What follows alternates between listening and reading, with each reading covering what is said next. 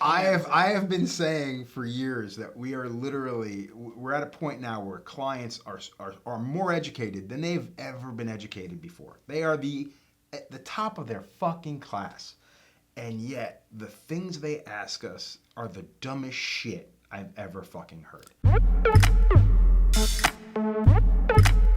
I think. Don't fuck it. It's the God's honest fucking truth. And you can't fix stupid. Stupid is just going to be everywhere. I think that's universal through everything. But I think the vast numbers of people who are into tattooing now is so much greater. So if you take that pie chart, dummy is going to be even bigger, you know. And I think you just encounter it more. You know, like back in the day, it's like people who walked into the shop because they wanted to get tattooed. They're like, I want to get tattooed today. I'm going to find something cool here. Go. Nowadays, you got people like, no, beg for me to tattoo me. Like, or, you know what, I have 1,000 followers, tattoo me for free, and I'll tell everyone that you got tattooed. That just happened in But my shop. I think that's kind of like one of those things to where those kind of people have always been around. It's just there's more numbers because tattooing has become more of a socially acceptable thing. But there's also, people are always going to get bad tattoos. But I think, again, you have that same immediacy right now. Like, someone comes into your shop, like, we'll have somebody call the shop and be like, hey, do you guys do walk-ins? Yes, we do. They'll come down to the shop, and one of my guys will be in the chair with somebody doing a small little tattoo. It's going to be done in 20 minutes. They will walk into the shop and be like, okay, so we want to get these little tattoos. Okay, no problem. He's going to be about 20 minutes tattooing, and then you got to wait another 15 minutes. So, I don't know, maybe half hour, 45 minutes. Oh. All right, maybe we'll come back. And they literally leave. Instead of waiting 30 fucking minutes, it's gonna take them 20 minutes to fill out the fucking paperwork, man. And they cannot wait that little bit of time to get tattooed in a quality tattoo shop. Did it ever occur to you that you're going to a lesser fucking tattoo shop and that's why they're fucking got an opening that moment? Why would you consider that? So it's literally nobody considers the fact that you're going to a place and it's worth it. Like, it's worth the fucking 20-minute wait, man. When I have a client in my chair and I see something on their wrist and I go, oh, that's a really nice tattoo. Who did that on you? And they look at me and they go, oh, I don't remember his name. Well, do you remember the shop? Yeah, I think it was in New York. And you sit there and it's like, dude, this guy just marked you for fucking life. How do you not remember? At least you knew it was a man over a woman. Like, you got that much in. But that's another thing that drives me crazy. It's like, it just makes that's where I mean. You asked them about the price and they know that right off the bat.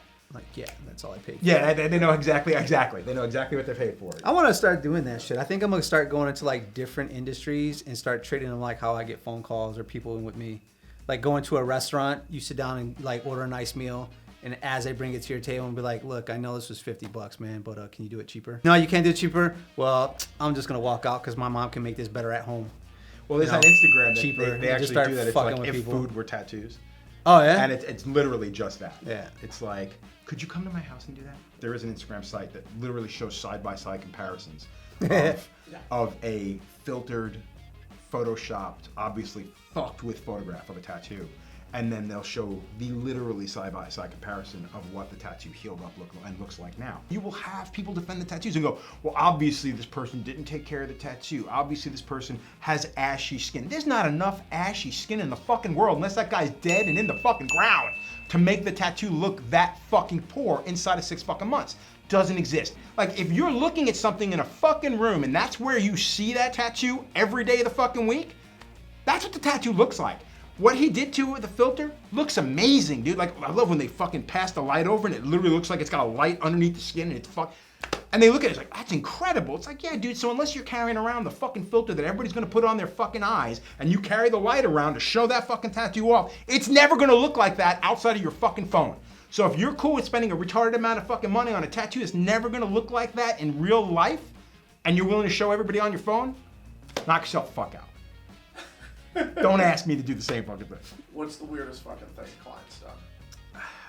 I don't have this. You do. I don't have this. As in what? What do you, generalize that? Oh, just yesterday. Oh my God. No. I don't think that's where his question was going.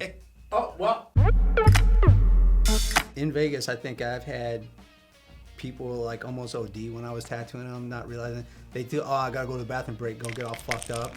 Just forget how much they were taking and came back and fucking like, dude, what, you all right? Like, why are you acting this way? Everything couldn't just fucking just tripping out, man. Call the Just, ambulance. it's crazy. When you talk to anybody who's tattooed for a long time, like you're just gonna encounter just weird fucking fucked up stories, and I think that's the beauty of it. Is just like every person is just its own character, you know. And then sometimes you just meet that special crayon eating, glue sniffing motherfucker that sits in your chair and fucking strap in because it's about to be a good time, you know.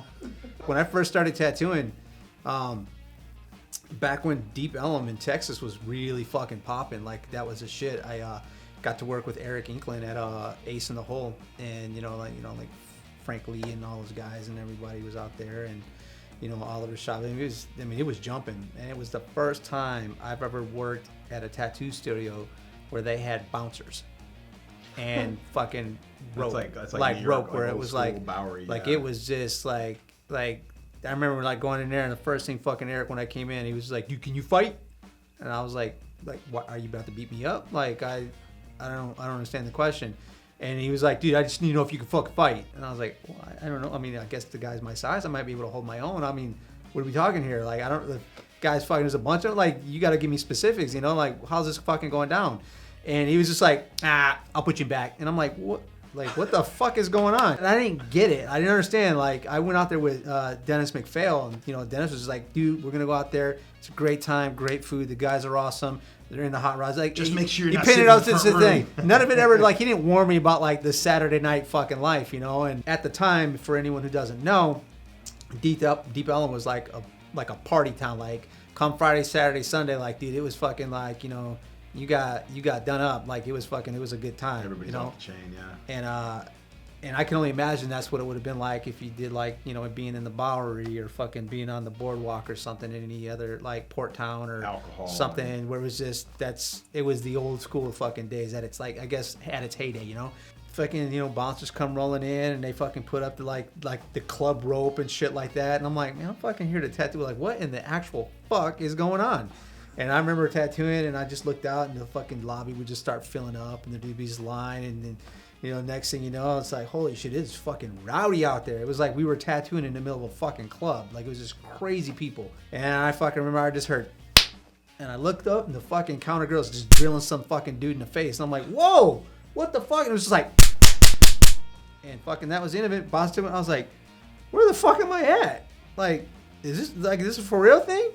And fucking next thing you know, it's back to tattooing and shit. And I remember fucking seeing this dude go fucking darting past the fucking room, because in Eric's thing there was like, he had kind of like, it was like a private room kind of thing, but there was like a big glass door, and then right in front of the door is like ran to like where the bathroom was and stuff. I remember just seeing this fucking shadow just fucking run by, and I was like, what the fuck? And then I heard Eric go, "What in the fuck?" And, Eric's a big old fucking dude, man. So he comes running over, and he's fucking standing in front of his door like a fucking pit bull or a bull just got smacked on the face. Like, he was just like ready to go. And I'm like, dude, what the fuck's going on? So I kind of poke my head around the door, and he's just like, the body language and everything is like the fucking silverback. Like, he's like, I am killing something. Fucking dude I don't know if I should even tell this. This is funny. Like, I remember fucking the dude come walking out of the back room, and just as soon as he fucking cracked the door, fucking Eric had him up by his throat, just picked him up, fucking drilled him, fucking dropped him, fucking made him empty his pockets, and then threw the dude out. And I was like, what happened? He's like, fucking dude just acts like he can run in and use the bathroom fucking without being a paying customer. I was like, holy shit, you just rolled that dude. I believe it's toilet tax. I was like, this is fucking awesome. In Dallas, it's called toilet and then tax. We went out front, and I was like just watching it, and like we seen some dude get stabbed. There was like bar fights everywhere. It was like the fucking Wild West, man. Yeah, and I was like this. I was like, oh my God, like where in the fuck did I just come get? And this was like the first night. And Eric looks at me and goes, yeah, dude. He's like, be prepared. Saturday's crazier. And I was like, what the fuck? Dude, it was funny, man. I was like this young. I don't know if I was even 20. I was 21. Yeah, I don't know. It was a long time ago. It was a different time, different era, but this shit was fucking crazy. I mean, I'm sure there's some shops that are still pretty kooky, but I mean, it's not like that anymore. I think there's lawsuits and yeah. Yeah, Vegas was crazy. I remember Vegas jaded me. Watching some of these people just come in and just just be so fucked up. And I just remember like talking to some people who are just so fucking hammered, like, you're not getting tattooed, but I'm just bored and I'm gonna watch you fucking just be stupid, and just sitting there just like pissing on themselves, so drunk, and just forget that they fucking what they're doing, and just dumb shit. It's pretty much. It's probably still like that though. Probably not as much, because back then it was like being in a casino tattoo shop wasn't like it was rare. Like now every casino out there's got its own fucking tattoo shop. Like I mean, back when we started, like, there used to be 1 or 2 fucking shops per town. Now there's 1 or 2 shops per block. Yeah, it's insane. Like it's New York. It's just so like, saturated. Crazy. I mean, first time I went and visited him in Vegas, he was working at Hart and Huntington, and they were on the main floor. And what was the name of the club that the elevator was right next door? Ghost Bar. Yeah, the Ghost Bar was there, and we were there to see him. So we're hanging out in the casino and walking around. We come back, and he's like, "Dude, make sure you come back here around 11 o'clock." I'm like, "Why?" And he's like, "Just come back here at 11." So we come back at 11, and you're seeing all these women and their boyfriends, whatever, escort, whatever, but they're walking towards these elevators, and these girls are drop dead fucking gorgeous. They are amazing. Like, they're dressed up, they're fucking high fucking heels, the whole thing. I'm like, God damn. And he's just like, "Oh no, remember all this." And I'm like, "Why?" And he's like, "Come back here at 2 a.m. 2 or 3 a.m. At 2 or 3 a.m. We come back there. We're hanging out with Tony Schiavaro. Yeah.